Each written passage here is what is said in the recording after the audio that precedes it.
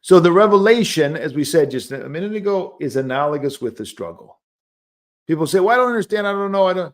How much are we struggling? How can we demand knowledge without struggle? We hear this all the time in a variety of ways. Orthodox Christians saying, I want to know X. I want to be able to do Y. I want to know what my future is. I want to know these various things. And they don't have the analogous struggle. They don't have the analogous patience. They don't have analogous fruit, which is discernment. You've got to be patient. Patience is so important in the Christian life. So the revelation of God's mysteries is analogous to the struggle and the purity of the saints here on earth.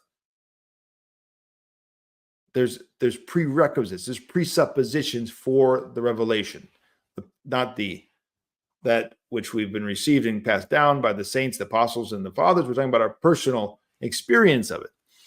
He continues, and star, this is St. Andrew of Caesarea, and star from star differs in their glory, just like there are many levels of hell. So now going into the next life and the saints, he says star from star differs. He's using the example of the heavenly realm in this world to describe the spiritual realm and the reality there. And there are many different levels of hell. That's very interesting. Listen to what he has to say. Very interesting, very fascinating here. To reiterate, the elder says, this analogy between purity and the revelation of the mysteries of God holds true here on earth and in the kingdom of God, where this revelation will not be equal for all. So not only is it true for us here, analogous with our struggle, but even there, analogous with the struggle we gave. So there are saints like St. Euphemia who comes to St. Paisius and says, man, I wish I struggled more. If I knew what was waiting for me in heaven, I would have struggled much, much more. And she was a martyr. She gave her life for Christ. So there you go. It's too late, though. You got to struggle with faith and trust now, not wait until you're departed. Then it's too late. So here and there, the analogy stands. Everyone will be seeing the face of Christ, but the revelation of the countenance of God in the sense of the eternal knowledge of God and the cause of blessedness that will emanate from the vision of the face of Christ will not be the same for every person. This is really basic, not very well known outside of Orthodox theological circles, but pretty basic in Orthodox theology.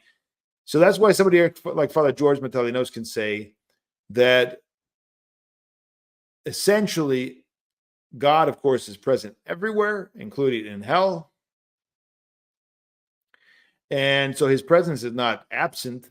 Somebody said, well, he's not absent. Well, it's not absent. It's just not, it's like it's not absent now from everyone on the face of the earth, no matter what disposition they have, no matter what love they have, no matter what, if they're servants of Satan or they're servants of God, they're in his presence, whether they like it or not, and they will be in eternity. What makes hell and what makes heaven are turning toward the light, embracing the light, communing with the light, or turning away from it and rejecting it and not wanting the light.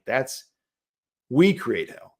We decide, and with our whole life and all of our decisions and all of our dispositions, right?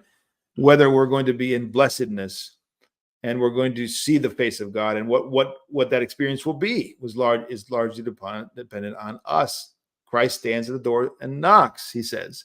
He wants all to be saved and come to the knowledge of truth.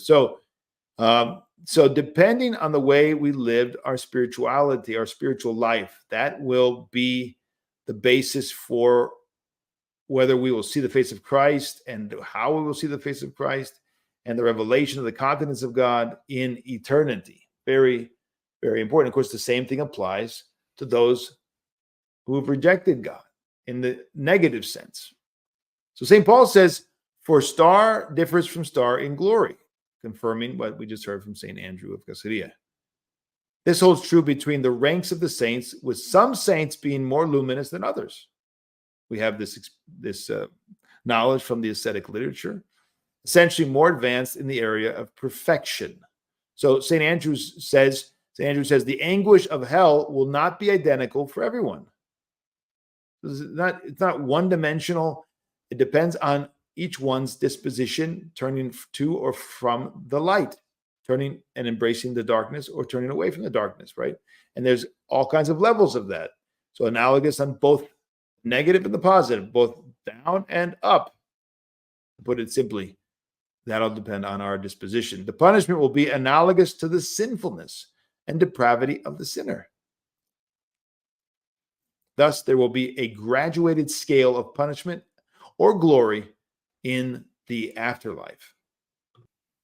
That has nothing to do, by the way, with purgatory. So everybody who's getting their questions ready, what about purgatory? This has nothing to do with purgatory. We're not talking about purgatory.